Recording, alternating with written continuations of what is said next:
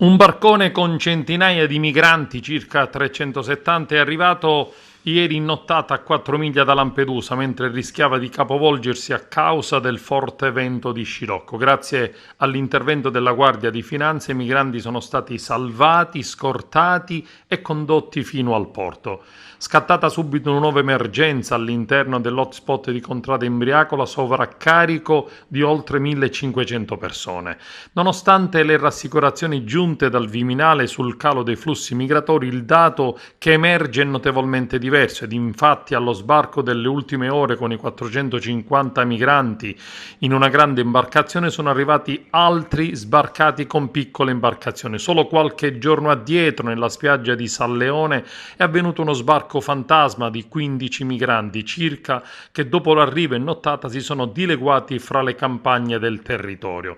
E a Lampedusa la tensione è salita alle stelle. A far partire la scintilla il gruppo di manifestanti guidato dall'ex senatrice leghista Angela Maraventano, che ha cercato di impedire il trasferimento dei migranti, ma subito dopo a scatenare la tensione molti cittadini che hanno urlato e inveito contro il sindaco, ritenuto incapace ma anche impotente di gestire da solo una tale emergenza. L'hotspot di Contrada Imbriacola contava fino a ieri 1500 migranti, almeno 10 volte di più il numero previsto. La situazione anche turistica è surriscaldata dalle continue notizie negative che vengono diffuse da Lampedusa. I dati del turismo sono di molto inferiori alle aspettative e ai flussi degli anni precedenti.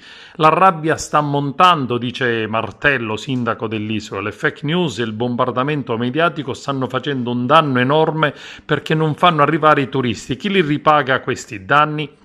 Il silenzio del governo sulla situazione che stiamo vivendo è umiliante, la pazienza ha un limite che stiamo per oltrepassare. In questo caso i rischi per l'ordine pubblico ci sono. Lo sa bene il governatore Musumeci, che ha chiesto a Roma un consiglio dei ministri ad hoc al quale è suo diritto partecipare perché lo statuto speciale gli assegna in questi casi il rango di ministro.